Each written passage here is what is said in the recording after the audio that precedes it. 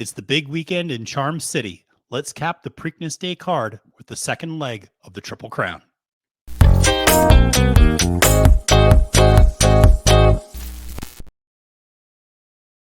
Salutations and welcome, friends. I'm your host of this episode of Capping the Card. My name is Matthew DeSantis. You can find me on Twitter at the handle at Failed to Menace.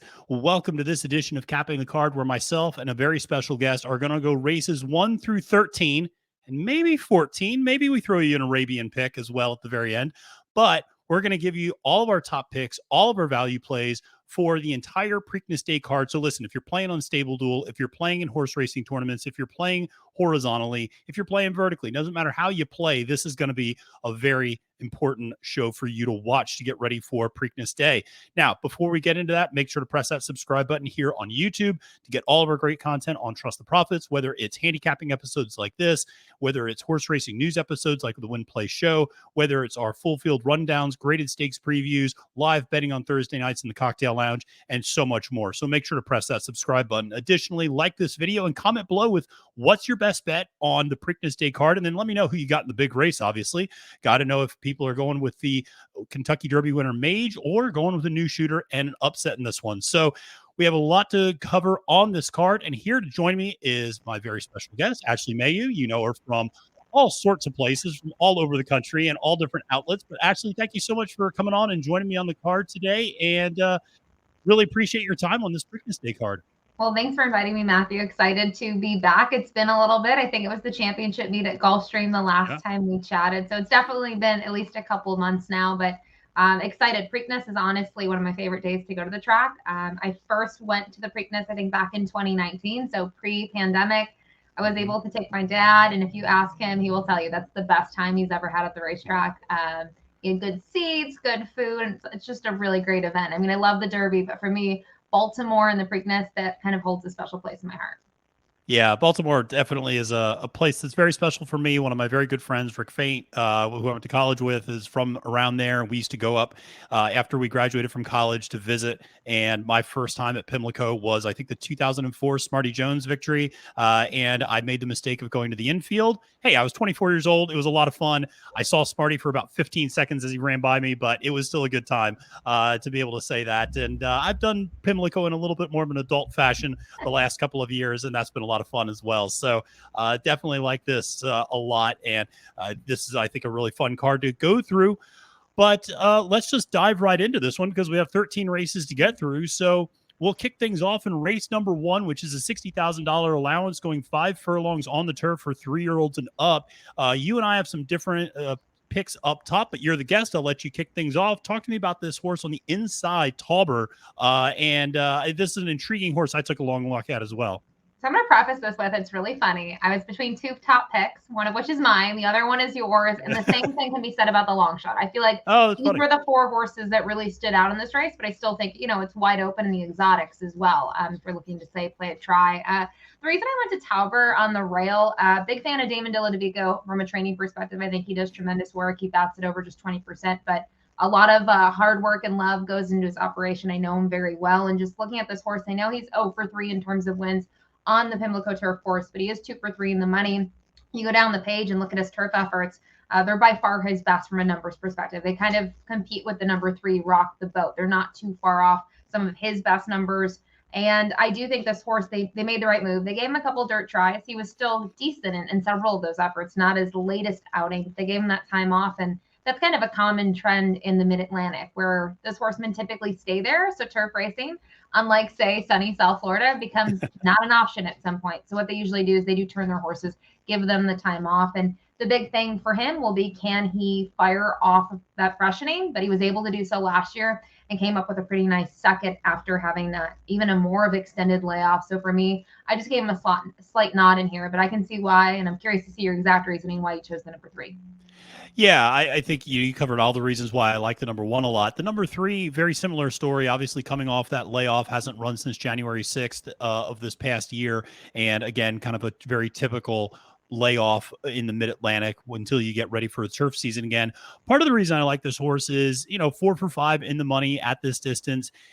The other thing is this horse really fired off a really long layoff, went from November of 2021 till October of 2022, almost a full calendar year, and then came back and ran second in his best career effort in the Maryland Million Turf Sprint.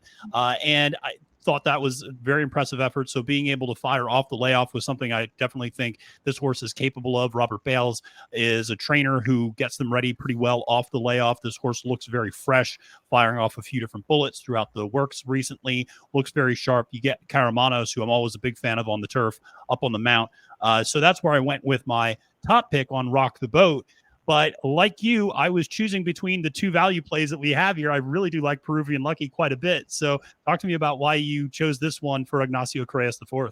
Well, you have to like 12-1. I just don't think he'll be 12-1 in this spot. I do think he's going to take respect. You mentioned Ignacio Correas as the trainer here, does really well in turf sprints and kind of moving horses off the synthetic to turf. Now, I do realize he had a turf race under his belt. He's able to finish second against maiden special weight competition at Colonial, but that's a meet that when you look at the quality, a lot of people are going into Colonial. The purses have been really good and they continue to improve. So I still think, something to note. And then combining that, I like that this horse has a couple races under his belt in 2023. To me, they're good efforts and they're at Turfway Park. So I don't mind him now getting back on the turf. I think he's been able to run on the turf. He's got those couple efforts under his belt for the season. So from a freshness and a fitness angle, he's race fit. We know that. The big thing is those races were at 6 and 6.5. He's going to cut back to 5 furlongs. He's going to need the pace to unfold because you get on the page. He's not necessarily a hard, deep closer, but he's going to do his best running late. So the quicker, the better up front.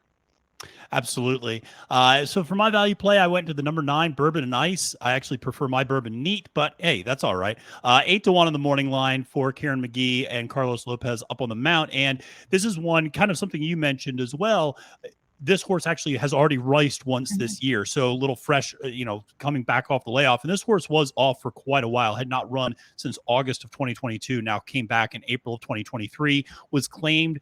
And listen, McGee is very good, 22% off the claim. This is a barn that's winning at a 28% clip in 2023. The jockey trainer combination you have to also like, doing very well early on at this Pimlico meet, and overall a 24% combo for over the last calendar year. And this horse has some races to run back to that I think are good enough to certainly hit the board in this sort of a spot and provide value, even if you don't view this horse as a legitimate win threat. I think this is a horse that you should be using in vertical exotics, exactas, trifectas, because this horse has some races to come back to. I think that last effort off a 9-month layoff was actually pretty impressive, and now you'd assume that horse is going to take a little bit of a step forward. So I went with Bourbon and Ice at 8-1, but also really like Peruvian Lucky. We'll be including all 4 of these horses in different varieties on tickets for race number 1. Let's move to race number 2, which is a $40,000 optional claimer, and this one is going a mile and the 16th on the dirt, and it's for 3-year-olds and up. And we, again, kind of split the difference between the top 2 choices. I went with the number 5, Iowan, 2-1 for Mark Salvaggio and Tyler Connor aboard. And part of me this just seems like a cool horse. This just is a horse that's just like a hard-knocking horse that just kind of shows up and runs his race every time and gives a really honest account of himself and a really honest effort. He's now 8 years old. And he is an amazing 20 for 24 in the money at this distance, which is pretty remarkable given the 41 race career that he's had. The last 3 times out have actually been arguably the 3 best races of his career, and he's coming in good form. He's also second back from a little bit of a freshening over the winter. And, you're getting a short price on this horse, but, if this horse is able to maintain those speed figures, which considering last time out, he was able to maintain what he was doing before the layoff, you think there might be another progression here. Was able to win that optional claimer 40 at Laurel, the same distance over a good surface that day. I'm going to use this horse up top at 2-1. I know it's not much value, but I'm interested in hearing your logic behind the number 3, Be Better, at 5-2 for a really hot barn right now. I think I was torn between the same horses. I mean, this makes for a really good segment right now. But I think the thing that I was concerned about with the 5 is if he's able to replicate his most recent effort, he should be very tough, right? But, he was called upon in the stretch, and yes, he won by several lengths. But I was thinking to myself, is he going to do that again? Is the same thing going to happen? And that's why I actually went to the 3, Be Better, who has only been in the barn for 2 starts, has been in the money in both of them. I did like the increase in the buyer speed figure last time. I know that's not everyone's jam. Anyone that has ever seen me talk, I love buyer speed figures. So I do like the way that this horse was able to make up ground in the stretch last out. Only missed by just under 2 lengths, an 87 buyer. I know this horse was favored, but that was on the mud. It was going a mile. I do think he's a horse that stretching back out just a little bit should help his chances. And I just think, the barn is getting familiar with him. He came from a different outfit. So the big thing I'm looking at is his last race. And I think in terms of trip, that's where I looked at these horses as well, because to his inside, there's no speed. I know Tate's been forwardly placed, but I don't really know how fast Tate is. The number 8 Rusty's G550. He's been forwardly placed as well. So I just think Be Better is going to be pretty spot on early on, at least in, maybe a length or two off the pace setters. I think this one's not going to be too far off from it and should get that run in the stretch, but can never also go wrong with Brittany Russell, especially in Maryland. Yeah, don't you know it? She's winning at a 56% clip right now. And I joked the other day that she's actually the biggest loser in her family, as Sheldon is winning at a 67% clip on the mounts that he's picking up as a jockey. So they are absolutely on fire right now. But we both ended up on the same value play, which, listen, sometimes I don't even look much beyond the PPs. When I see a Graham Motion horse that's coming off of a layoff that's 15-1 on the morning line that picks up John Velasquez, and I just go, yeah, I'll use this horse as a value play in this spot. So I'm interested if you went any further beyond that, or kind of what drew you to this horse, Seraphos, on the inside rail.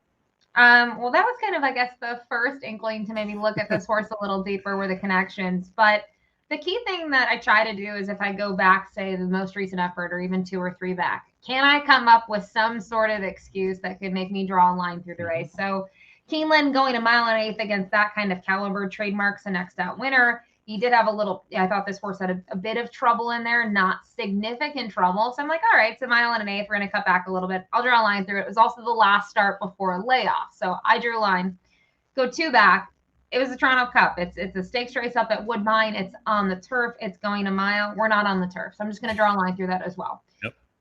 Go back to those races at Delaware and even at Pimlico. This horse was kind of just there. Maybe not in terms of figures. A couple others have stronger figures, especially the horse that you like, and even Be Better. But I also like that this horse has 1 start at Pimlico and does have a win on the surface. That just gave me a little bit more of an interest in him. He is 15-1.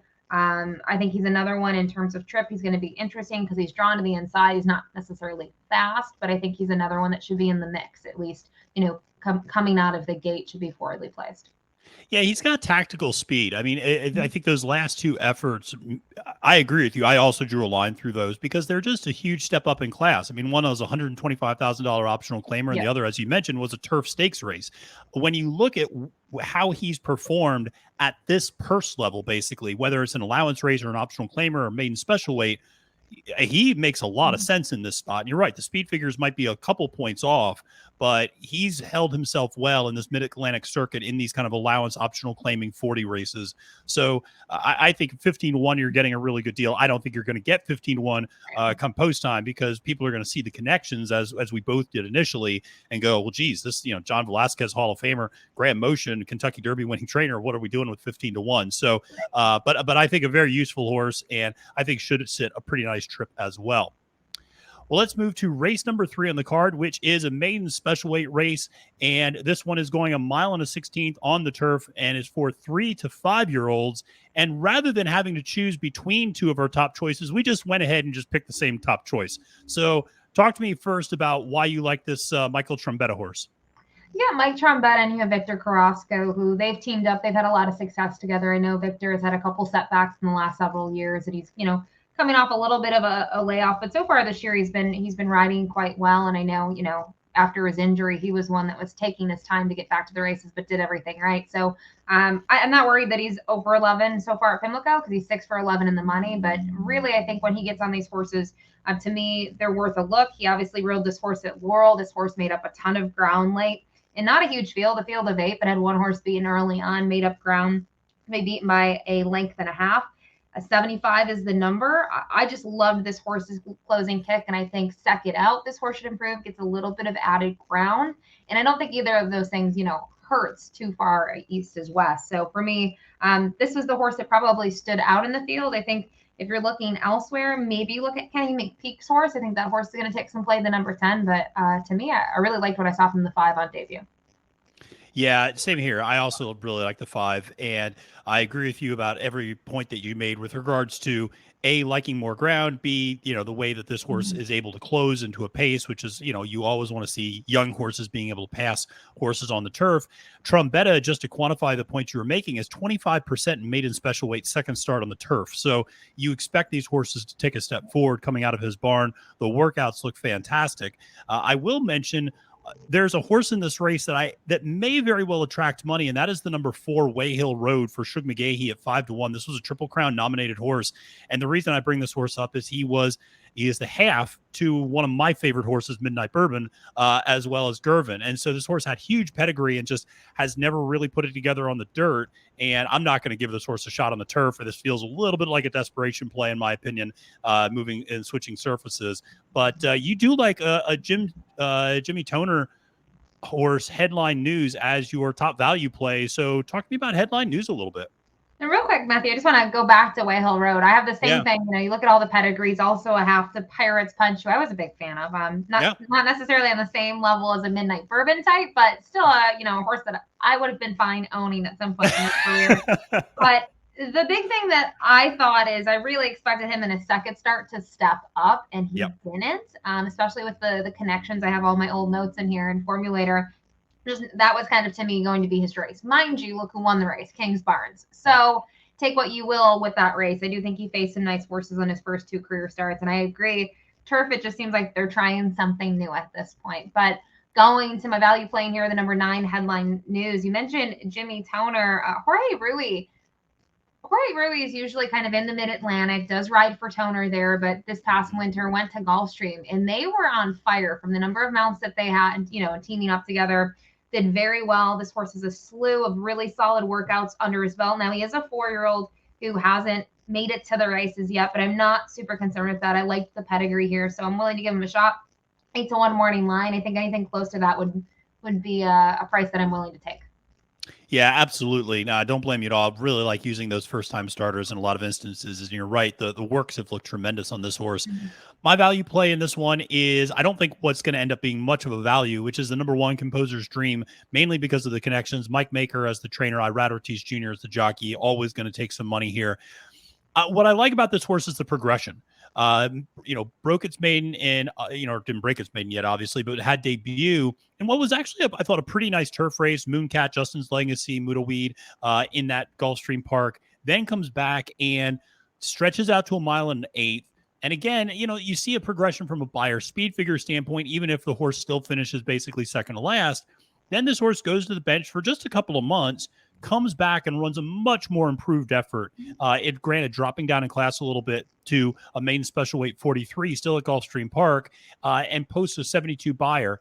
If there is that continued progression, this horse could be right there, and this might be the type of field that is gettable for Composer's Dream. Breaking from the inside rail, presumably will be able to, save some ground. And it's interesting. I'll be interested to see what Irad does with this particular horse, because second time out, this horse flashed some early speed, presumably breaking from the rail. They don't want to get shuffled too far back, I would imagine. And so they're going to, I think, try to be a little bit more tactically placed.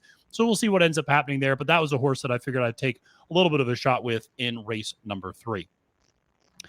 Well, moving on to race number 4, this is the first of the stakes races, and the Sir Barton Stakes going 1 mile and 1/16 for 3-year-olds. And this one feels very straightforward. If you're playing horizontal sequence, this feels like a little bit of a free square, a single to some extent. We see Arabian Lion coming back here, and you could argue, taking a drop down in class, getting Lasix for the first time, which I think is something that's important. I don't know if news ever came out after that Los Alamitos Futurity, but that horse really looked like maybe there was some bleeding going on in that race because that horse just stopped coming down the stretch, and obviously had a much improved efforts in the Robert B. Lewis, and then last time out in the Lexington, just barely losing to First Mission, who is the second choice, of course, later in the card in the Preakness. And you see nothing but ascending speed figures. Like I said, getting Lasix now, and has very strong early speed, should be able to get out there on the front end. I just didn't see a way to get around this 2-5 favorite. I know that's not much of a value, but that's where I'm going up top.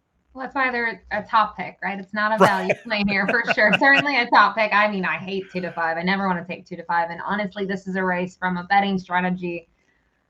Not going to play the race. If I really think Arabian Lion's the best, I mean, 2 to 5. Is he 2 to 5? Is he 1 to 5 in here? I mean, he's going to take respect, and that's assuming all 6 stay in, right? Come post time. So you said it best already. He's got the early speed. I think he could get loose again in here, and I do think the horse to his outside, I don't think he's necessarily quicker. I know some of his last couple races where he's been forwardly placed, he can maybe compete on the same scale, but you have to also consider the track that he's been racing on and things like that. I think Arabian Lion certainly has the ability to get to the front and get loose. Now, he did get caught last time out by First Mission. You mentioned we'll see that one in the Preakness, but First Mission had a lot more grit. I don't know how much, courage in the stretch that Arabian Lion has shown so far in his career. But I think in this sort of race, unless maybe the 3 or the 6 are able to really take a step forward from their, most recent effort, I don't know how much he needs.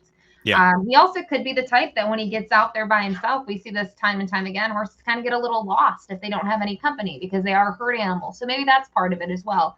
And maybe at that point, First Mission was able to just kind of get the jump on him. He was on the inside and was able to grind it out. But to me, Arabian Lion looks extremely tough in the Suburban. Yeah, and we both have the same value play as well, which I think is kind of the only place to go for value because Tappet Shoes doesn't really give that much value, I don't think. And, Dennington for Ken McPeek makes a lot of sense. This is a horse. We talk sometimes about trainer statistics going on and off Lasix. Ken McPeek is one of those trainers that always has huge variation between on and off Lasix. Now you're getting Dennington on Lasix. That's when he ran his best race. That was a huge effort over Cagliostro. I remember that day. And you mentioned about showing grit down the stretch. I mean, that's exactly what Dennington showed that day in that race. So 5 to 1, again, it's going to be interesting because to your point, does Arabian Lion get even more respect and get that bet down to 1 to 5? And then some of these other horses start to float up a little bit. And now suddenly you're getting a better price than even the morning line on Dennington. Yeah, and the tough thing here is when you think about the pace scenario, I think the 4 is going. I think the 5 will maybe be right off of Arabian Lion. The 1 Masterwork draws the inside, was forwardly placed. Everyone else, the other half of the field, they're all deep closers, even Dennington. But I do like that last time out he at least showed, I should say, the ability to pass horses. He was picking up ground. It's just when you look at the stretch run, Arabian Lion, First Mission, Erdy were clear of the field. So you're kind of just battling for the minor shares. But great point, though, bringing up the Lasix angle, something to look back in that race 3 starts back where he's able to close. And it was a more compact field throughout, and he's getting that once again. So, I think he's intriguing in here. I agree. I think he's going to be 3rd choice. I think 2nd choice will likely be the 3 in here, who's another deep closer. But I just thought off of, say, last efforts, I was more impressed with Dennington than the 3. Yeah, absolutely. And I should apologize to Tappet Shoes, who I said was earning is Tappet's Conquest. There's so many different Tappets out there. Tappet Trice, Tappet Shoes, Tappet's Conquest. So his Tappet Conquest is the 2nd choice in this race. And like you said, it was also kind of another deep closer. But let's move to race number 5. And now we have some good old-fashioned disagreement here between us in this one. And this is a $60,000 allowance going a mile and a 16th on the turf for 3-year-old and up fillies and mares. And I'll let you kick things off with Downtown Katie as your top pick. Talk to me a little bit about this one for Michael Gorham. I think the two top contenders in here are the 5 and the 6. We go kind of opposing here. I can make a case for both of them. Downtown Katie was able to win last out. Just looking at this horse, this horse is just 3 for 20 in her lifetime. But to me, her last several efforts have been her best. She's been kind of a model for consistency. And to me, I like that she was able to get that race in. Gives her a little bit of edge. Yes, it was on May 4th, so it's kind of a quick turnaround, 16 days. But she had an extended layoff. She went off favored, and she was simply much the best in that field of 8, going a mile and a 16th. And to me, the pace in theory wasn't quick, and she was coming from off of it. So was she just maybe the best on paper? Probably. But, her consistency and just her ability to kind of hold her own in the Mid-Atlantic, I gave her the edge in here. I'm curious to see your reason for using the 6 on top, because I can certainly see why one would. Yeah, and I think that's and I should to your point about wheeling Downtown Katie back in 2 weeks. Sometimes I view that as a real positive. That when trainers feel like a horse is going good, they just get them right back on the track. And sometimes that's when you see a horse kind of pick up some steam and roll off a couple of straight victories. So that was definitely something I didn't mind in terms of the quick turnaround. But in terms of the 6, there's a couple of things I like. First, it's second back from a layoff for Michael Matz with Tyler Gaffalione aboard. And I also, I don't know, I rewatched the race last time out, and because it was a little bit of an odd performance from her in that most times she's on the lead. She's a forwardly placed horse. And I went back and watched that last race, and she broke okay, but it was just Rosario was really passive out of the gate and had her hung really wide, and she didn't handle the first turn particularly well. I think because she was kind of in traffic and kind of out wide and not where she normally is.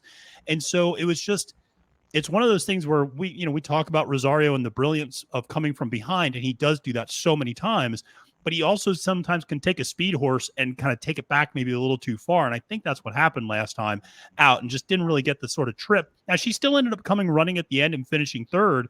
So I thought that was good to see that she still had that kind of fight and desire to try to get there at the end. But I think you get Tyler aboard, and I think Tyler's going to give this horse a much more forwardly placed ride this time out. I think that's what she's going to do well with. The speed figures have been incredibly consistent from start to start. So in that regard, I think, I'm not worried about any sort of regression coming back from the layoff. She's basically picked up where she left off. Just made a lot of sense. 7-2. We'll see what she ends up going off at the post time, but that was my top pick.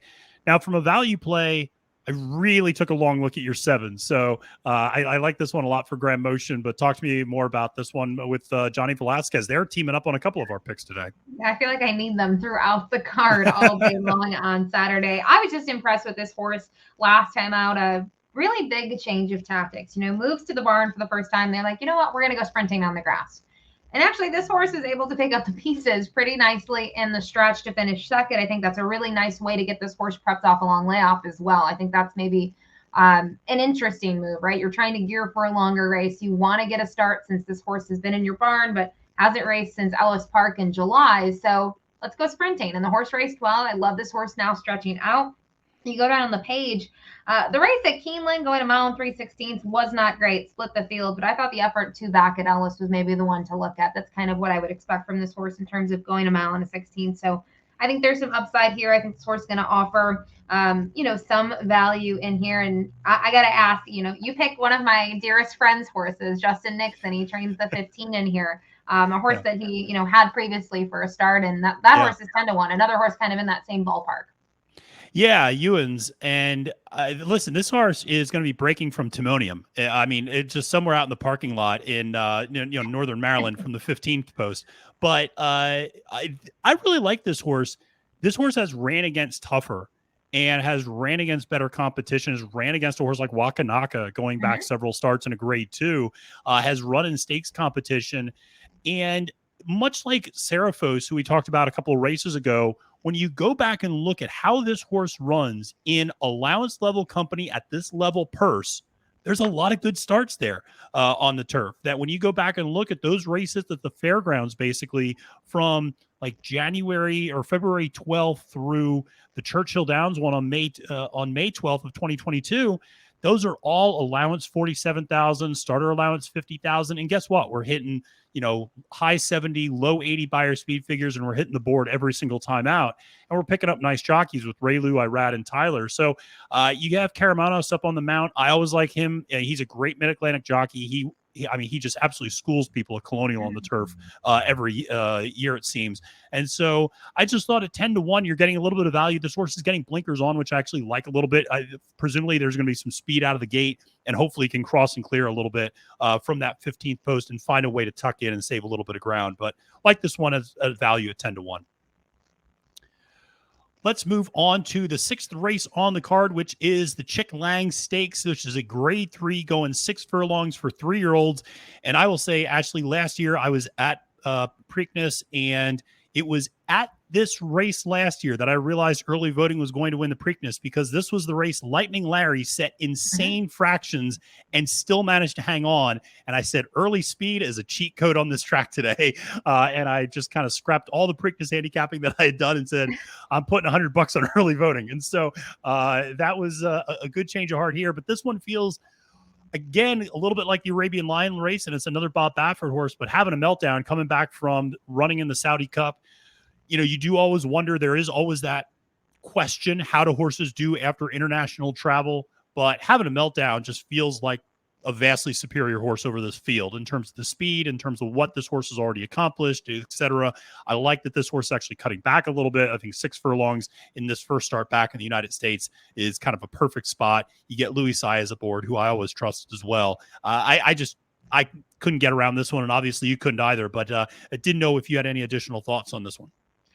I agree with what you said. I think the cutback should suit him well. Yes, he can go 7/8 all day long, but I think, you've mentioned the travel aspect. Not really worried about it. Just looking at Bob's horses in the past that have gone over, they've been able to come right back. And he's kind of timed this right? Because that was in late February. Now you're talking, the second half of May. I'm not too worried about that. And just looking at him, when he was over in Saudi, how he performed there. I mean, look who finishes behind him in there, Dermot Sedagake. So it's not like he faced any, bad horses over there. They were very talented horses in terms of what they had to offer. Commissioner King was just able to get the jump on him, and maybe that's part of the distance, right? He was going longer for the first time in his career in terms of, getting out of his comfort zone at 7th, 8th. So he's working well. You said it in terms of the speed. I think he is the speed of the speed in here. I think, you can say, well, the horse to his outside shows a little bit, and Super Chow is quick as well, but I just think the one is maybe a tad quicker, and he's been kind of tenacious in the stretch when he has had horses that are trying to catch up to him.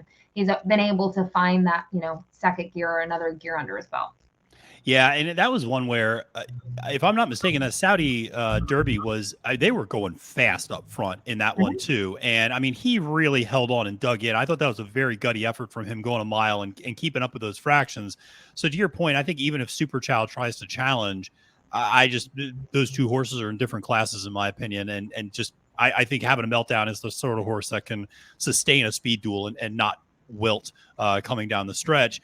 Now, from a value standpoint, I kind of like the 3. And obviously I like it enough that it's my value play. So I should probably sell it a little bit more than that. But this is one for Ken McPeak with Flavian Pratt aboard, 8-1 on the morning line. The reason I'm intrigued by this horse is if you squint there, you have to do a lot of crossing lines through races on this horse because there's a lot of routing efforts that you just have to toss out. There's a lot of efforts on sealed tracks and muddy tracks and off tracks that you kind of have to chuck out the window as well. And when you squint though, there's a good sprint horse in here, and he's had some nice efforts at 6 and 7 furlongs. And he's coming off arguably the best effort of his career in the Pat Day Mile after a little bit of a freshening and posted his best Beyer speed figure of a 91. He did that off of Lasix. We brought up with McPeak before. And I just think you get him on a dry, fast track going 6 furlongs. There is a lot of speed in this race with the 2, with Super Chow as well, and with a couple of others. And I just feel like he's a horse that's just kind of going to pick up the pieces, I think, coming for home, and is going to end up like in the exacta probably. I mean, I'll probably play like a 1-3 exacta or some combination of that. So he's not one that I view as a win threat, but definitely one I like using underneath. And I think he's intriguing. I looked at him a little bit. When you have a horse that's Triple Crown nominated, you're trying to see if they can really handle 2 turns, right? And they gave him his several tries. They cut him back. Then he gets a win. They stretch him back out. And he was fine in the Southwest over the slop. I mean, look who finishes in front of him, Arabian Night and Red Route 1. But in the next time, he didn't have it. So the good thing about that race at Churchill, you've already alluded to, probably his best race, even though he only finished 4th in there. But look at who he faced. And at Churchill, you get that nice 1-turn mile. So he can maybe get the mile because it's 1 turn. I think some horses, a 2-turn mile is a completely different ball game. So I think he makes sense in here. I'm almost embarrassed to say the number 2 Rivet's my value play. No, I don't blame you. This was a tough one. Yeah. I tried to look here elsewhere, and I was trying to think, who's going to be second choice. And I could see Super Chow taking respect in here. And no disrespect to Super Chow, who's 6 for 8 in the career. But there's just some tendencies of this horse that obviously it's unfortunate Chantal Sutherland was recently injured. This is one of her go-to rides for Jorge Delgado, and she knows him. He's quirky. He tends to get out in the stretch. He almost looks like he gets a little leg weary, and she's been able to, keep him going.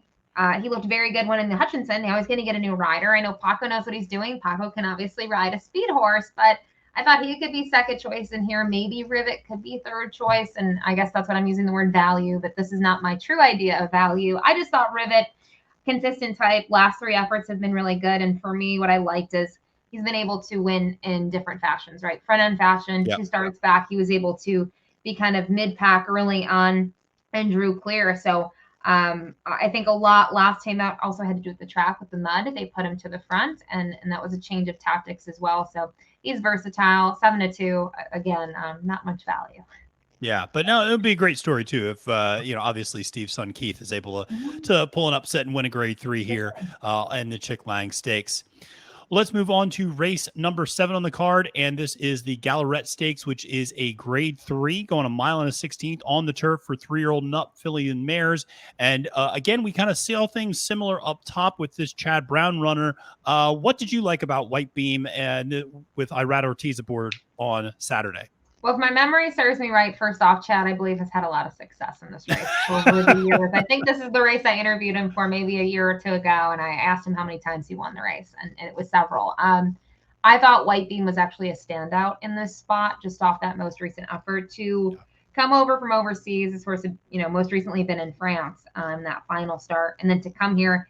It can be a really demanding task. It's a different style of training. Everything is different. I think Chad does it well. Graham does it well. A couple others, Christophe Clement, very familiar with, how to get those horses to come over here and perform at first asking. To get beat like that, a pretty tough beat last out. And it wasn't a small stake in New York, but I was impressed with what I saw. Had a really big number. And you start to look at, say, the horse to the outside of this one, doesn't have that first start here yet. I just thought this horse might have a slight edge over the other former Euro that's coming over here. And it's Chad. I think he's just going to be able to have this horse suck it off, that layoff and that freshening ready to roll. Yeah, I completely agree with you in that regard.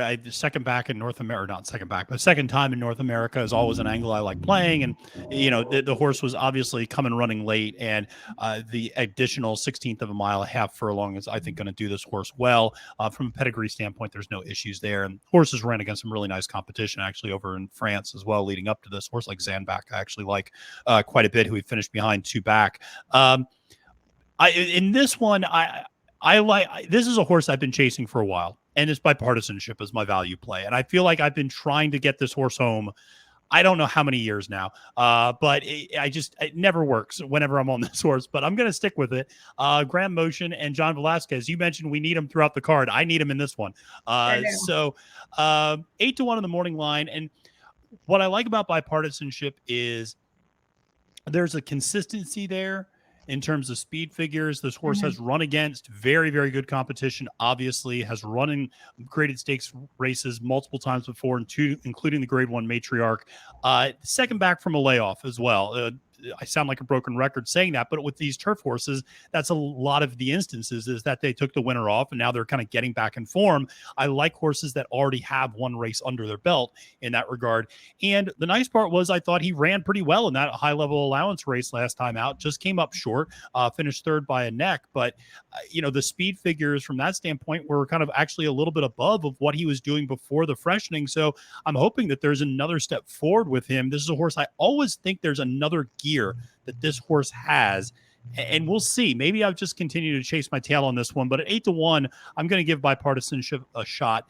Probably more of an underneath play here for me in the Gallaret Stakes. But you went with another Chad, and that's always a good idea to go with the other Chad, because on big days it feels like the top Chad sometimes doesn't fire, and it's the other Chad that does. Well, don't forget, Graham's got 3 in here. So I know he does. Graham, but just going back to bipartisanship real quick. Another thing you've mentioned, had a really good start and then now making that second start off the layoff. Just one thing to note, look at her other starts off the layoff, second time off. They've both been wins. I'm not saying that's going to definitely happen, but I'm just saying she's raced well in those, first races when she's been fresh, and then she's been able to improve. So I think at 8-1, it's a good direction to go in if you're trying to find value in here, because Chad is going to be short odds. I went with Eminent Victor because I thought to her outside, Vergara was going to take respect for Graham Motion. So I thought I might get an okay price on Eminent Victor. And the big thing is this just reminds me of a Chad horse that enters the barn, starts off really strong, right? Was third in the Natoma, comes back, wins a small stake at Belmont, runs well in the Lake George, and kind of has been a little bit more flat in those last starts. And I just think now I'm thinking, She has time off. This just seems like a Chad sort of angle where when you're looking at one Chad, the other Chad's going to come back to bite you. And I just think she does have some upside. He does very well with these long layoffs. You look at last time, Salima, if I'm not mistaken, is this table mate. Candy Light and the third place finisher came back to win next time out. She's been facing really respectable competition. Flavian climbs aboard. Similar thoughts into your kind of, bipartisanship angle. I just think this horse is sneaky in this spot and worth a shot, especially if this horse is 4 or 5 to 1. Maybe we won't get that though. I just think White Beam could go off lower than 3 to 1 potentially. I agree with you about White Beam going off lower than 3 to 1. And yeah, I mean, listen, I was a big fan of a horse like Fluffy Socks a couple weeks ago at the Derby undercard, and that was a similar thing where it's like, well, I guess all 3 of those Chads ended up going off at pretty close to the same price. But that was another instance where, like, from the morning line standpoint, I think Fluffy Socks was like the 3rd of the 3 Chads that day, and it's like, I think that's the best one actually. And you just sometimes you do have to read between the tea leaves and a little bit there with some of these Chad Brown horses coming off the layoff. But I agree with you. I think that's a sneaky good play that I do think will float up a little bit in value. Let's head to race number 8 on the card, and this is the Dinner Party, Grade 3, going 1 mile and 1/8 on the turf for 3-year-olds and up. And while we have the same value play in this race, we do have a difference of opinion in terms of our top pick, but we are both going past the favorite in this race, Atone from the inside rail, who is the 9 to 5 favorite. I've chosen to go to the far outside. Or not the far outside, but the outside with Emmanuel from this number 7 post, 7 to 2 on the morning line for Todd Pletcher and Irad Ortiz Jr. And my logic here is this horse, you can draw a line through that last effort. The horse just blew the brake, completely missed the start. And Emmanuel just isn't the same horse when he's not on or near the lead. And I think that was just one of those where, again, you can just kind of cross things out a little bit. You look at those previous starts, really, really strong. Obviously, was eased in the Saratoga Derby. But if you cross out the start where he misses the break and you cross out a start where he was eased, the other 3 turf races were all wins. They all make sense. And he's versatile. I mean, he's one wiring the field. Granted, that was very slow fractions at the Pinion Ridge, but then he showed that he can pass horses, in the Tampa Bay Derby, as well as in the other Grade 3 down at Gulfstream Park, and post really respectable speed figures.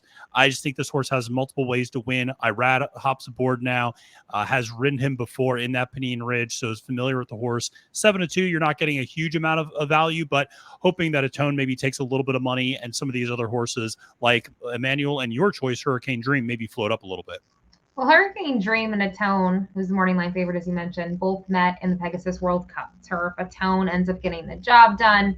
In the case of Atone, he's a horse that just haven't really been able to catch at what I think are good odds on him, and it took him a while to snap the win streak. Then he gets 2 in a row, and then last time out at the fairgrounds, just wasn't there at all. He didn't fire, and we haven't seen him since then.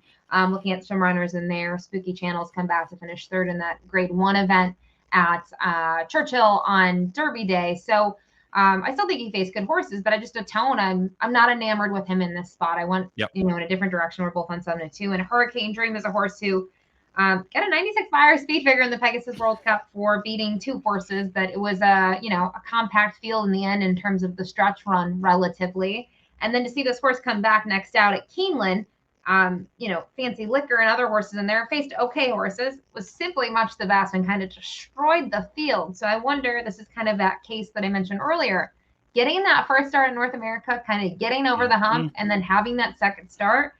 Yes, he had some time off in between those. I just was really impressed. And obviously this horse has a ton of backlash down the page overseas. So now look at me. I'm like a Graham Motion, freak all day long. I need him in every race to give me my value play as well. And I see you also land on the French bred Easter for Graham Motion.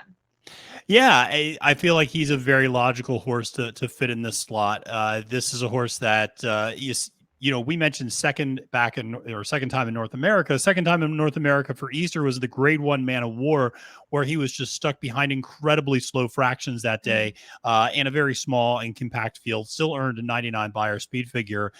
Then came back, went that mile and 3/8 behind a next out winner in Balthus, and then went to the bench for a while. Went from June of last year until just recently, early April of 2023. He comes back in a nice level allowance race and gets a win. And I just feel like there's another progression from this horse. 10-1 on the morning line, I think, is a gift. I don't know if we'll end up getting that. You get Castellano aboard, who's been riding out of his mind lately, not just because of the Derby, but I mean, he's been giving some beautiful rides up in New York as well. So I think that a lot of factors kind of come together in this one. And he also is a horse that can sit a few different types of trips. He's versatile. He doesn't need to be a deep closer. He can sit kind of mid-pack in this field and sit a little bit closer to the lead if he needs to. So I always like that sort of versatility from turf horses that aren't kind of one note. I need to come all the way from the back, or I need to try to wire the field. So that's why I ended up on Easter, and interested in hearing some of your thoughts on this one. I think you kind of, said everything that I would have. The only thing I'll add to is you alluded to the fact that the pace is pedestrian like in his second start, but if you take that out of it, he's never run a bad race here, considering the trips that he's got. There's nothing that I would say like, wow, he was a disappointment. Not at all. I mean, yes, he finished second when he was favored, but he was dead last early on. So I just think he's an intriguing type. Another one now making the second start off the layoff. I like the confidence boosting win. You've mentioned Javier has been kind of on fire. He's getting a lot of praise even from Twitter, which not necessarily the place that you always get praise, but he's getting some love on there. And if he's anywhere near 10-1, I don't know if he can necessarily win this race, but if he won, I wouldn't be shocked. He'd be a horse that in terms of value play, I would use probably in the second spot. Yeah, absolutely. Well, let's move to race number 9 on the card, the Ski Pat Stakes, going 6 furlongs for 3-year-old and up, and these are for fillies and mares. And while we're both on the same horse up top, we do have different value plays, and I'm very interested in talking about your value play because there's a very special connection to another horse in this race, or another horse on the card, I should say. But let's not short shrift our top pick. I'm the boss of me, which sounds like a personal motto, perhaps. But this one for Greg Compton. Interested in your thoughts on this one and what led you to pick this one up top? So I narrowed it down to the 2 and 3 in terms of like a top pick, right? In terms of who I thought the most likely winners were in terms of the top spot. And my problem with the 2 is, even though that horse had a wicked buy or 2 back going 6.5, they cut this one slightly back to 6, and this horse got caught again. And that's just something that if this horse is a short price, I can endorse. I don't feel comfortable with horses in back-to-back races getting caught. And that's really been kind of the story going down the page, even when this horse has been, further back in terms of in the money or off the board. So I just have a tough time endorsing. I look at I am the boss of me, and maybe you could say the same thing going to Oaklawn 2 and 3 starts back, has flattened or has been kind of weak in the stretch, hasn't had that late punch. But I do think last time out, this horse was able to, duel it out for a little bit early on and then was much the best and was able to draw clear. So that gave me a bit more confidence, right? Knowing that she was able to draw clear. I do think the question will be is how much pace pressure does she get in here and who's going to be kind of the grittiest in the stretch. But they were the 2 that I looked at. I also thought Red Ortiz Jr. is attracted to this horse. That's not a duo that you see, Greg Compton and Red Ortiz Jr., just based on where they kind of ride or train. But I think this horse had a bunch of upside. We'll see what this horse can do at Pimlico, though. I know the 2 has had a start at Pimlico in the Black-Eyed Susan and quit in the stretch, but that's a different ball game as well, right? I can make an excuse here. You're not going 6 furlongs in the Black-Eyed Susan. You're going further than that. Yeah, it's funny. I also kind of looked at the 2 and thought the same thing. The horse just doesn't win enough for me to take 3-1 as my top pick. And, 3 second-place efforts and a third as well in 8 career starts. And I just... if you were giving me 8-1 on a horse like that, sure, I'll take a shot. But at 3-1, I'm just not interested. And so, yeah, I'm the boss of me. I think there's races to run back to. I think obviously that last start was very encouraging. But I think even going back to like that January 21st effort in the American Beauty behind Hot and Sultry, who went on to run some really nice races against Claire and Secret Oath, actually at the Apple Blossom at Oaklawn. That race is good enough to win here, I think, in terms of an 88 buyer against a pretty nice field. So I just think there's races for this one to run back to. In terms of value, I will give you the floor to talk about the number 6 Gunning for Ken McPeak. And like I said, this is a horse that's really cool, and I'm glad you picked this one as a value play. A super consistent daughter of Gunrunner, unlike the other Gunrunner, which is the 2 you mentioned, the record 1, 3, and 1 from 8. I mean, we have a 3-time winner here, and looking at the races, focusing just on Oaklawn to start, has those 2 wins. The horses that finished behind her were able to come back and perform nicely, which I like. But then they decided to stretch her up to a mile, and she ran really well. You could say that the pace really set up for her in the sprints because she's come from off of it, and they went quicker early on. But I thought she actually handled a mile. So now cutting back again, I love that angle of, You race well, stretching out, you race well again and cut back. I think that's a positive sign. Flavien Prat's going to climb aboard for the first time. Really hard to knock. The only race you can maybe really knock on her is the Dogwood, but look at who she faced. The Echo Zulus and the Tarabi was able to win next out. So I think she's tactical in here. We've talked about pace. We talked about if there's a speed duel early on, who's going to pick up the pieces. I thought it was Gunning. So this horse I think is really intriguing. I'm curious to see how the tote action will play out in here, because I actually am not confident how this is going to come out in here. I think this is a little bit maybe wide open in ways. Yeah, I agree with you. And we should mention Gunning is the daughter of Puka, which means she is actually the half to, of course, Kentucky Derby winner Mage as well. And so that's another reason, I don't know how many people are going to be diving into pedigree plays, in terms of running to the tote board and running to the betting windows. But it's just a cool story. I mean, it would be really neat if both she and Mage were able to win on the same day in two different stakes races, obviously. But for my value play, I went to the outside with Olivia Darling, a horse that, I've always been kind of on the wrong side of in a few different races down at Tampa Bay. And, obviously didn't quite get the job done in the Minaret against Dry Pharos and some others. Delgado's really good, 24% in dirt sprint stakes races. And the reason I was drawn to Olivia Darling is you're getting a price on her finally. I mean, she's been a horse that's attracted a lot of money. And if she was at 4-1 or 3-1, I probably wouldn't be interested. But at 8-1, she's got decent speed, but she doesn't, maybe she does need the lead. But she's shown in a few instances that she can pass horses. And so I just think even if she's not able to get the lead, I don't know if she's quick enough to get the lead in this particular race. Even if she doesn't, I got the far outside post. I'd imagine she'll be able to slot in, and Jose will be able to bring her in kind of where she needs, and she'll be sitting, I'd imagine, no worse than second or third going to the first turn or going to the far turn. So that was kind of my thought, and it was a little bit more of like, okay, here's a horse that's run pretty well the last few times out and run well at this kind of non-graded stakes level. Now you're getting a little bit of a price on her. I'm view her more as a strictly underneath play. I don't think she's a win threat, but like I said, getting a little bit of value at 8-1. Well, and it's tough too, Matthew, when you look at the race, at least I think it's filled with speed. Right. And are they all going to go? I don't know. That seems like not a smart decision, but the problem that I have is some of the horses, they have speed. I feel like they get brave on the front end. So when they've been able to win, it's been for that reason, or they haven't had pressure. Yep. And so the good thing I will say about Olivia Darling is, to me, the race 2 back wasn't on the lead and still ran fairly well. Yeah. So I think some of these horses that are, if this is kind of unfolds how I would see it, a couple horses gunning for the lead, I think a couple of them are going to get tired. So you're looking for someone that's going to be tactical enough at the 6 furlong distance that they can to make up ground. So Olivia Darling, I think you're right. If this horse doesn't break on top, because there's plenty of other speed, has a bit of more of an outside draw, can at least just get a good position and try to, pass horses. That was the other struggle in here. Who can really pass horses? Right. Because I think there's only a select few. So I struggled with a couple of races on the card, and I would say out of the 3 that I struggled with, this was one of them.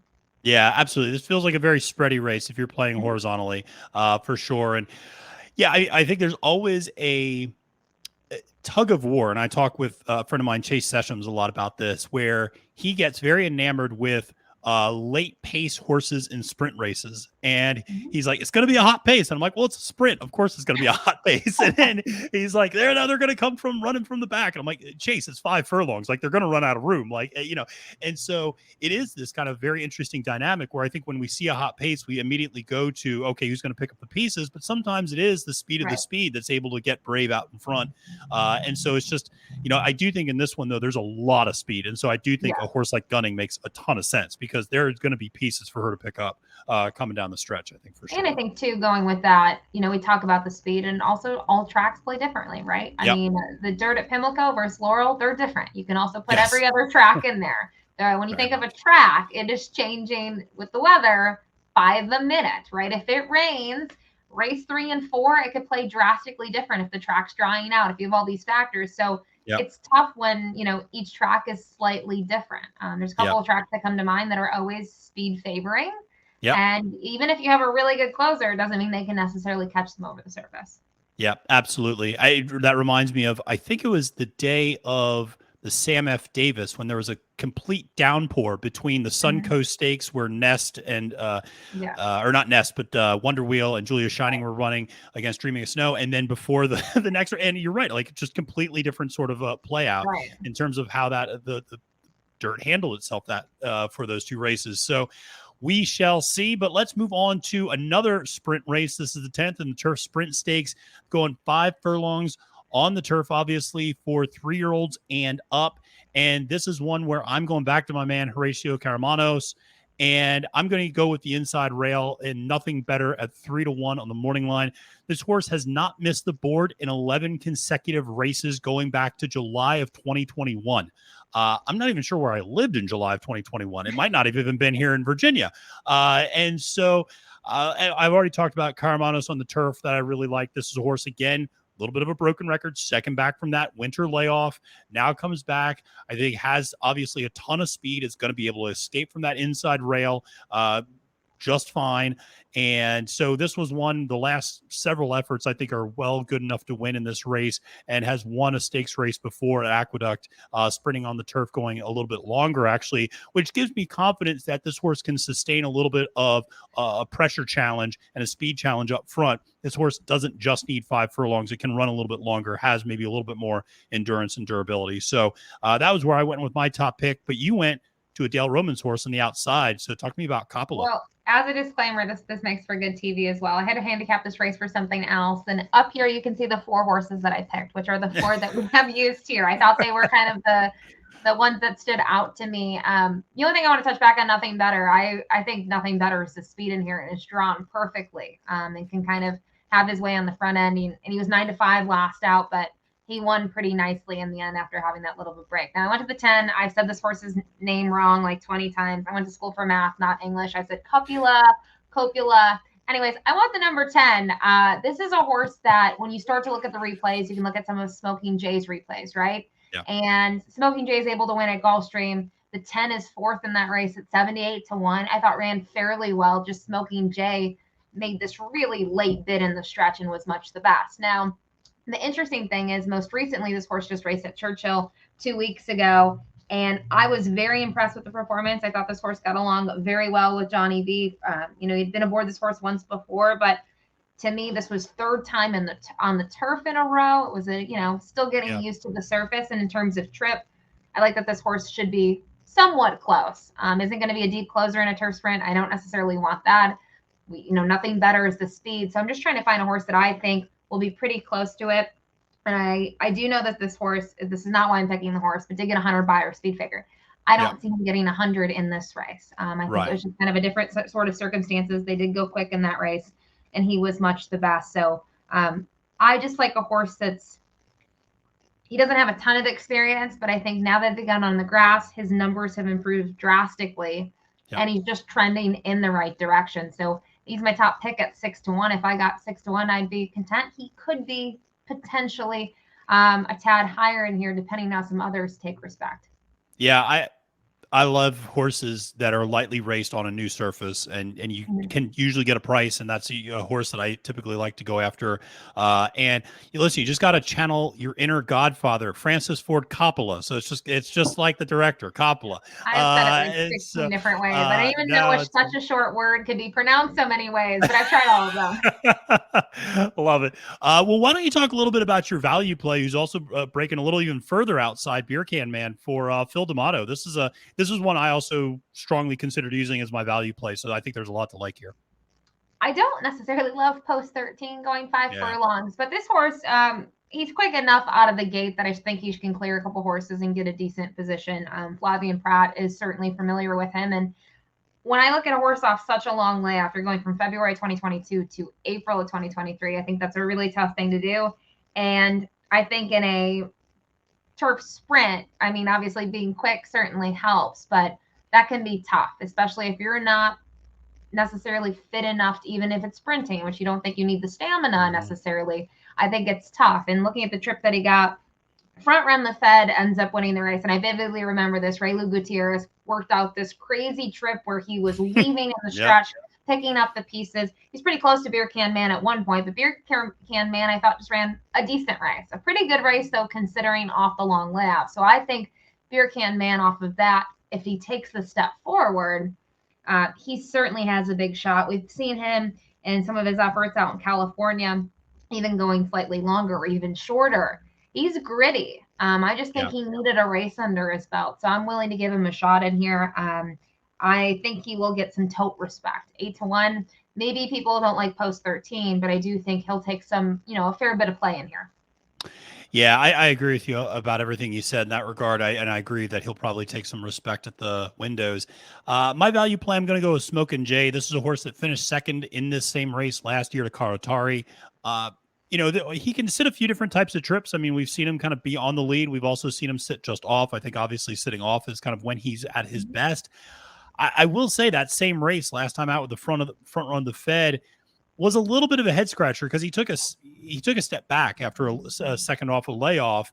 I mean, he had a little bit of issues in that race, but it wasn't anything that egregious, I didn't think. And so, I'll be interested. I mean, 6-1, I don't necessarily love that price. I kind of hope it floats up a little bit, actually. But I just thought this is a horse that obviously can do well over this Pimlico turf, given that they ran second in this race last year. So I know he can handle the ground okay. Get Tyler Gaffleone, who stays aboard, which I thought was kind of important in that regard, that even though this horse maybe regressed a little bit, that Tyler sticking with this horse and has ridden him each of the now 3 times since that long layoff, having last run in August of 2022 before coming back. So, like I said, Smokin' Jay is a horse that I've liked in a few different spots before. He came through big time for me in that first time back at Gulfstream Park.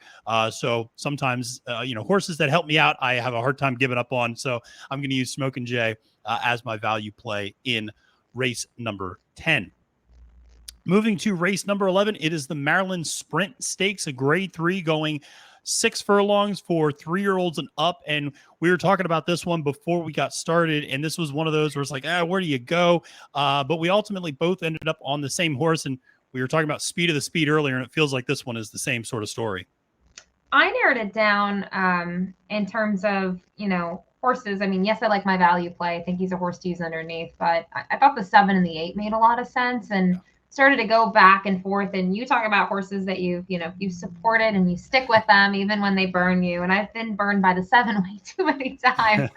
But I thought Straight No Chaser, he's intriguing. This is my racehorse. When they started him, he was able to win on debut sprinting at Del Mar. They gave him another try on the turf. He tired. And then they're like, you know what? We're going to stretch him out and go on the dirt, which is an interesting move, right? And I thought his pedigree, kind of looking at it, he should be fine on the dirt, but he's been pretty good. I mean, he's even third in the Palos Verdes, which was great. Obviously, before that, he disappointed, but he was in the Grade I Malibu, and look who's in there, the Taibas and the Forbidden Kingdoms of the world. So I thought he's made the move to the dirt really nicely so far in his career. Looking at the way he's able to kind of just run out of the gate and just charge to the front, I don't think it's a bad thing in this spot. And last time out, a career best number, visually very impressive. It was just like he's been good, but to me, he really kind of shined last time out. Yeah, absolutely. And I should say, I thought that Malibu, I know he ended up finishing 7th that day, but he made a move at the top of the stretch where for a second you were like, oh, is this going to happen? I mean, there was a moment where he really, and maybe, Edwin moved him a little too quickly. I don't know. But I mean, it was definitely, he showed he belonged. And I think that extra furlong just kind of got the best of him there towards the end because they were going pretty fast up front. But I just think he's the speed of the speed here. I am a little concerned about obviously going off Lasix. But Dan Blacker is fine with that sort of a move. But if you look, this horse's best efforts are typically on Lasix. Although you could point to that third in the Palos Verdes, and that was obviously an effort off of Lasix as well. But I just think this horse is only continuing to progress. And one of the things I actually really like is the fact that this horse shipped out of California and ran a big race at Oaklawn. And so sometimes with these California horses, you do wonder, how are they going to ship to other tracks? This horse has already shipped across the country, ran well. So I think it's all systems go for Straight No Chaser. And like you, Nakatomi, no, you're not going to keep doing it to me, my friend. And I'm never on the right side of that horse either. And that's one who just recently, I feel like hasn't been able to finish, and has I don't want to say burned money, but just sometimes there are races that are set up that you think he's going to do well, and he just hasn't really been able to put it through. So I'm probably not going to get back on his good side until I see him win another one, and then I can kind of start considering him again. But you went with a Brittany Russell horse here, who I know is a big favorite in the Mid-Atlantic. Wonder where Craig is. He's a horse that got a lot of support looking back to the year that he had in 2021. He was just tremendous. A win machine. He was doing it easy. It didn't matter. And even he was able to get that win in a stake at Saratoga. That earned him a trip over to Dubai in the Golden Shaheen, and he just didn't fire. He didn't have the same races that we at least saw in the Mid-Atlantic. So they brought him back. I think he probably needed some time off. He got a muddy track in his first start. He held his own. He probably needed a little bit more, but he's a consistent type. You could say his only bad race is going 7/8 at Charlestown, but I think a big thing there to remember is Charlestown is a very different track configuration compared to other places, right? 7/8, you think one turn. Charlestown, no way, Jose. You're going around the track. So, since then, he's been able to be very impressive in his 2 starts, one at Pimlico, one at Laurel. He's actually never finished outside of the top 2 at Pimlico, I should say. The big thing is he's got speed. I do think Straight No Chaser, we always talk about California speed, right? And you brought up a good point. Straight No Chaser was able to take that show on the road to the East Coast, which isn't necessarily the easiest thing, and dominated that field, which was lesser than he had faced in the other 2 starts. But I think Straight No Chaser is the one that they're going to be chasing, but wonder where Craig is. At least the one thing that he's been able to offer is, again, I use this word all the time, but he's gritty in the stretch. He's not a horse that gives up. If he doesn't have the lead or he's vying for the lead, he doesn't really, toss it in at that point. And that's what I like in here. I think he's a big contender underneath. You talked, it's the Russells. They obviously do great work together, and Sheldon's been off to a really good start at Pimlico. Yep, absolutely. So for my value play, I went to another Mid-Atlantic connection, and that's John Robb, the trainer who also has a great barn, wins a ton of races at Laurel, and which is just right up the road from where I live. And so I like Al Loves Josie. This is a horse I've seen in person several times and been a big fan of for a while. This horse 7 for 9 in the exacta at this distance. And I think if you look, had legitimate trouble last time out, had to be steadied, was just, kind of a really tough trip. And it was also going 7 furlongs. I think, again, you put this horse at 6 furlongs, it's a little bit of a different horse. I know this is a bigger spot. There's going to have to be a step up, but there's some races to run back to suggest this horse can run well in this type of a spot. Obviously, he was probably not going to be able to get to the lead, but I think if this horse can maybe sit just behind Straight No Chaser or sit third in that area, I think this horse could look pretty good. So this was one, a little bit of a sentimental choice, but at 10-1 in the morning line, you're getting a little bit of value, I think, from a trainer who I just really trust here in the Mid-Atlantic, who I think is going to have this horse ready to go for this kind of a big time spot. So that is race number 11, and we are moving on now to race number 12, the James W. Murphy Stakes, going a mile on the turf for 3-year-olds. And we mentioned something about needing Grand Motion horses, I think. And we need some Grand Motion horses here as Nagarok comes back here, and this is our top pick. Listen, I tried to make cases for other horses in the field as a win threat, and I just didn't see it. I think Nagarok is just much the best in this spot, and is a horse that is coming off a really nice effort in the Transylvania. Mustache certainly holds his own next time out. What do we see from the 3rd place horse? Webslinger comes back to win a Grade 1 at Churchill next time out. And again, Motion, second off the layoff, is very good. This horse is getting blinkers put on, which I actually really like, especially from breaking from the far outside. Should flash a little bit of speed, and I think get the right sort of trip, maybe sitting second flight in this one. And it's interesting. We talk about, equipment changes, and people can take blinkers off, and, sometimes the percentages are rather low. It's a very winning move for Motion. 28% you put the blinkers on. So that's something to pay attention to, I think, for him. So big fan of Nagarok, and I'd imagine, Ashley, obviously you are too. Yeah, you stole my thunder. You said it all. I mean, this horse is just, I think, the class in here. Looking at where he's run, he's taken his show all over the place, and he's been a major contender, at least getting in the money in all of his starts. And I just like him too because I think he's tactical.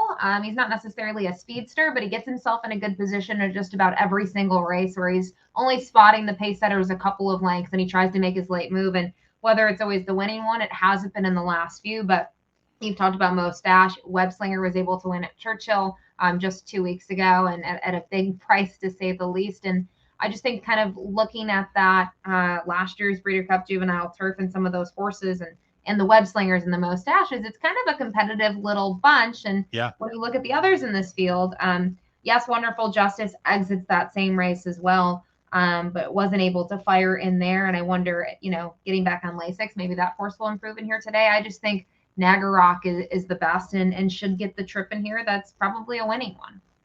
Yeah, absolutely. And we both identified 8-1 horses to use underneath. So I'm interested in your number 7, Kingfish Stevens, which is a great name. I don't know where that name came from, but it's a great name. It's fun to say. But interested in your thoughts on this one for Carlos Martin.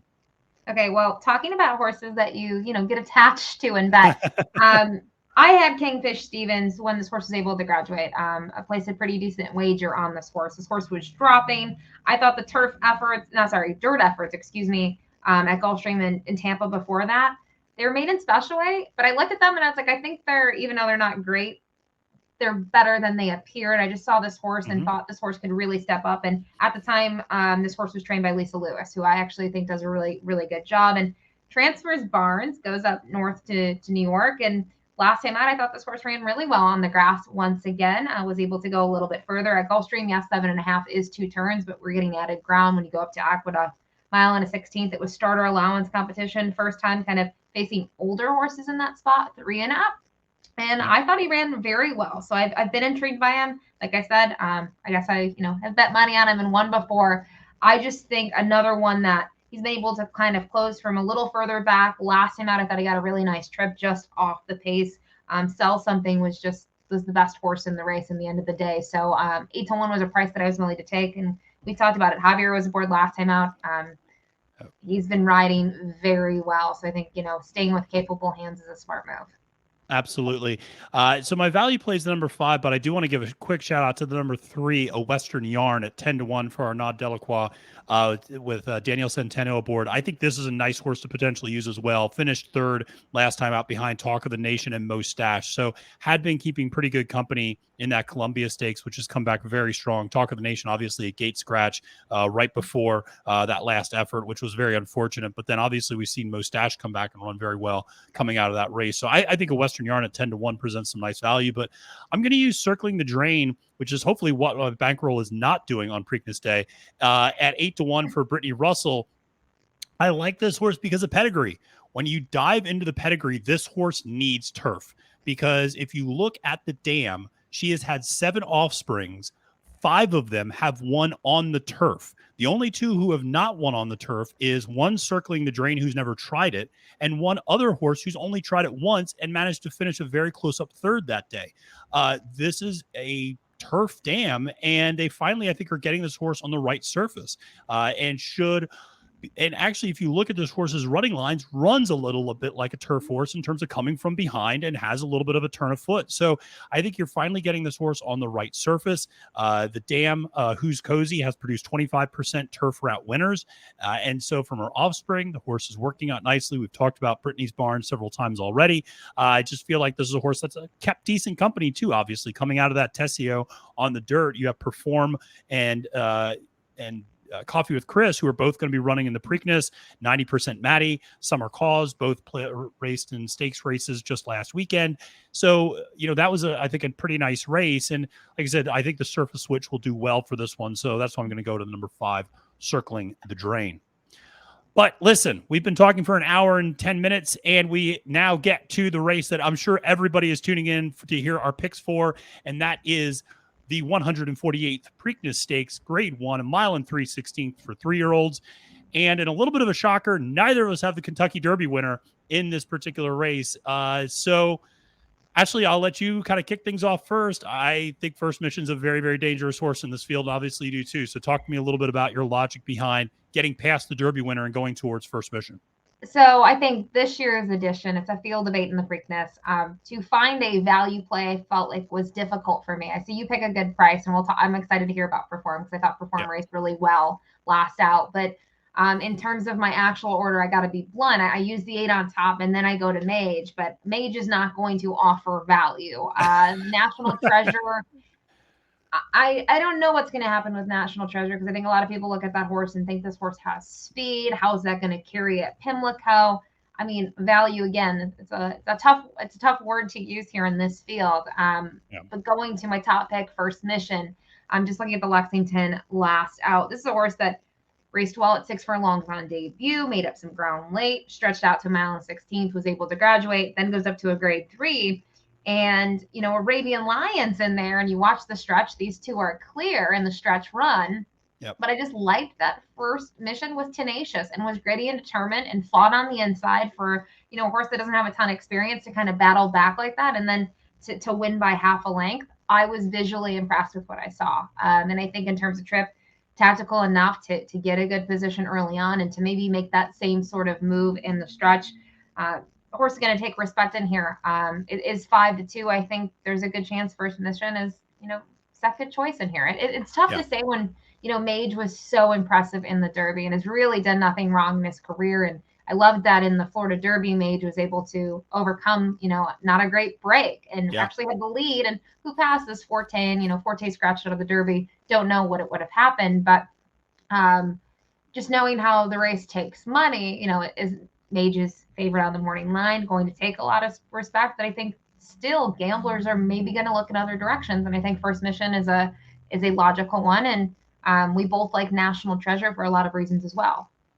Yeah, absolutely. And I will say, to your point about First Mission, I think, if people haven't watched that Lexington Stakes, I rad on Arabian Lion, really crammed down on the inside and made it super uncomfortable for First Mission to kind of get through. Yeah. And he just was not bothered at all and was just like, see ya, I'm going right by. And just did. And that was a really impressive move for a lightly raced horse, I thought. Listen, I've been on the National Treasure bandwagon for like 8 months now. I've always liked this horse. I always come up with excuses for this horse to some extent. I always just keep saying, we just need to keep giving him more distance. We just need to keep giving him more distance. This horse just wants 1.25 miles. This horse wants 1.5 miles. Well, I don't get 1.25 miles, 1.5 miles, but at least I get 1 3/16 miles. The inside rail and breaking from the number one post position is actually historically not a bad spot to be in the Preakness.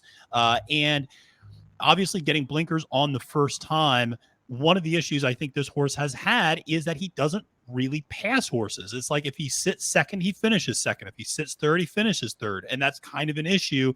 But there's talent there. There's a ton of talent there, obviously. And you figure Johnny Velasquez is going to get this horse to go out of the gate and is going to be aggressive. I certainly, Coffee with Chris is going to want to be aggressive too, because that's his really only play as a long shot, I think, to get to the lead. I just think National Treasure is a superior animal, and so is going to be able to outfoot him to the first turn and will have the inside position. So I think National Treasure gets up on the lead. And listen, I'll be paying attention to how things play out on Black Eyed Susan Day. Yeah. But Pimlico's, there can be a speed bias there. And I think if National Treasure gets out of the lead, this is the type of track that sometimes can just carry those front runners all the way around. And this is a really talented horse who should continue to get stronger as the race goes on from a pedigree standpoint. So I just 4-1, he's going to be my top pick. Listen, like you said, Mage has done nothing wrong. First Mission is super impressive. Those three, I just can't get around in any way in terms of like an exacta or something like that. Right. If you were playing a top two, it's got to be one of those, two of those three. I can't see more than one of the. I can't see more than two of those misfiring on Preakness Day. So that's kind of my logic there. I didn't know if you had anything else you wanted to add about National Treasure. No, I mean he has raced with blinkers before. He was able to win on debut. So I'm. If this was his first time racing with blinkers, I think I would be more concerned, especially going that long, because you never know. I mean, obviously you train a horse in blinkers and you try to figure out if that's the right move, but you never know what happens in front of a crowd going long like that, 1 3/16 miles. So, he's my value pick in here. You actually use a true value pick, the 6. So I think when you looked at the field in terms of true deep closers, it's Red Route 1 and it's Perform, but I'm sure when you looked back at replays, I still like another crazy replay to watch is Perform last time out. I mean, this horse had everything go wrong in the stretch in terms of Fergal Lynch luckily was patient, but looked for a gap towards the inside, didn't have that, tried to go to the outside, did that throughout the stretch, and somehow gets up in time. Like, I have no clue how that happens, because I think it was the 5 that was on front in the front. Yeah. Looks like this horse is getting a little tired, but looks like this horse is clear, and all of a sudden Perform comes out of nowhere. I was one of the most stunning. I mean, if people have not watched the Tessio Stakes, you really need to do it, because it was, I mean, people said like Rich Strike-esque. I mean, it really was that sort of like, how did he get there? Like, how did he manage to, and I was glad Shug kept Fergal up on the mount too, because I mean, he should be rewarded for that sort of amazing ride that he gave. But you're right. This is a horse that, you know, it's interesting. He does good closing late speed, but he doesn't need to be a closer. He can sit, you know, mid pack. He's not going to be like Red Route 1 in terms of just being a dead set. I'm 12 lengths back at first call. He can sit, you know, 3, 4, 5 lengths off. Here's the reason I like Perform. I'm going to run through a list of horses: Mage, Raise Cane, Disarm, Arthur's Ride, Crouppy, Lost Ark, Laver, Emperor's Appeal, Bourbon Resolve, Prove Worthy. These are all horses this poor horse had to run against in the main special weight ranks. I mean, he was just going up against a murderer's row of Derby horses and Derby prep horses to break his maiden. He finally goes to Tampa in a little bit of a lighter field, breaks his maiden, and immediately then goes and follows it up with a stakes win in the Tessio. I just think this horse is trending the right way. I have a soft spot in my heart for somebody like Shug. They obviously supplemented the entry as well, $150,000 paying to get into this race. If you remember last year, they did that with Creative Minister, and he ended up hitting the board, finishing third in this spot last year. And so I just think this horse is finally kind of figuring out how to win and finally enjoying it a little bit. And you've seen some progression in the last couple of races. And, you know, it's interesting. You have a horse like Prove Worthy, who he beat in that Tampa Bay race, which is only a maiden special weight, 29,000. Prove Worthy comes back to win $120,000 maiden special weight at Churchill Downs. So, you know, there's a lot of class there in that field that he beat. So, you know, 15-1, I'm going to take a shot. I'll probably use this horse more as like an underneath trifecta in some capacity, but I there's not any other horses that I really like in this field. I just think the track is set up against Red Route 1 as well as the pace, and I'm just not the biggest Blazing Sevens fan.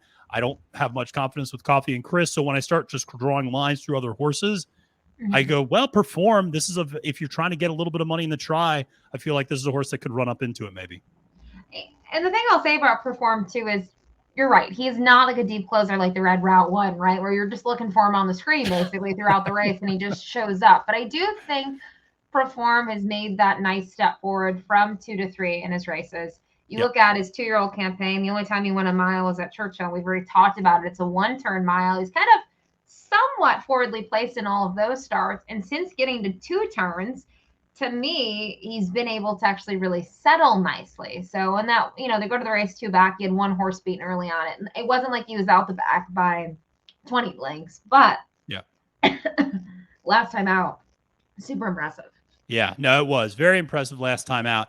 And listen, thank you so much for tuning in, everybody.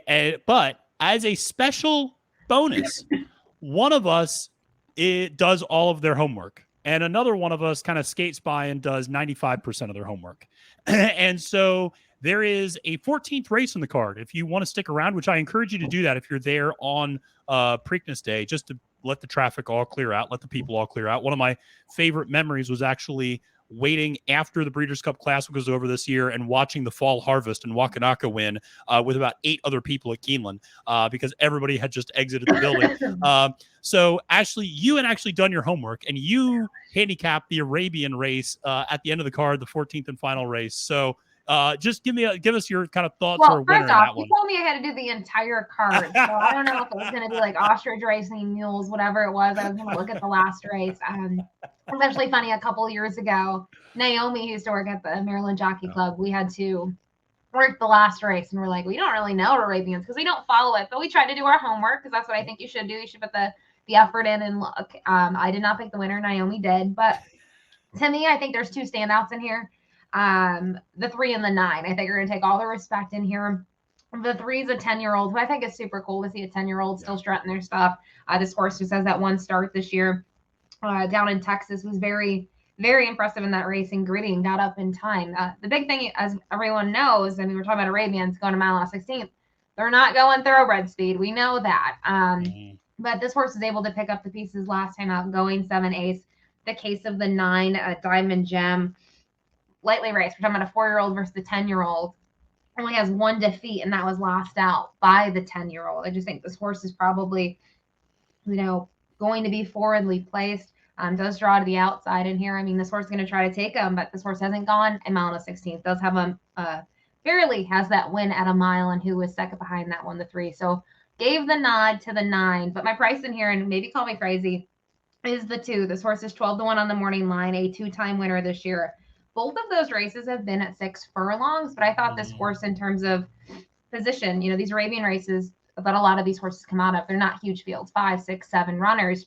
This horse has been able to split them and has drawn clear. And both of them, especially 2-back, was almost a 10-length winner, 9 to be exact. I just wonder if that horse can pick up some pieces at 12-1. By no means do I call myself an Arabian handicapper, but try to do some homework, try to look for value. And again, it was a similar story of, trying to figure out if a horse can, pass horses. I think the 2 could be passing horses late and could get a piece in here. The stablemate for this runner is not bad as well. I believe that's the 7 in here. Another horse maybe to consider, but the 9 is my top pick. The 2 is my bomb. And if I have any bankroll left, maybe I'll partake in some wagering. I got to get through 13 races though, and the Friday card. So we'll see how the funds are. I love it. I love it. Ashley, thank you so very much for joining me. I really appreciate all of your time, all of your insight into this. It's always a good time talking to you. Let the folks know, where they can potentially find you coming up, or what other things you might have going on over the summer or going into the fall or anything like that.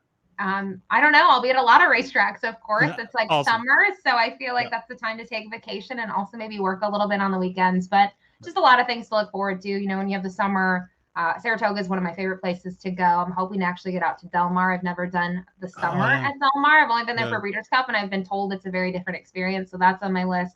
I'm going to try to hit off a couple tracks in the Mid-Atlantic. I wish I was going to be at Preakness and Black Eyed Susan. I know you're going to make your way there. Yeah. For anyone tuning in, get there. Put it on your bucket list if you're a racing fan. You got to go to the Preakness, do the 2 days there. It's a lot of fun. So yeah, I'm hoping to go to a ton of racetracks and hopefully make some money along the way. Excellent. Well, Ashley, thank you again. And thank you so much for everybody tuning in. Really appreciate it. Just as a reminder, make sure to press that subscribe button here on YouTube to get all of our content like this video, and let us know what you think of our plays. Are you going to be using any of these? Do you disagree? Do you like it? Let us know in the comments. Always love engaging with all of you who are out there watching.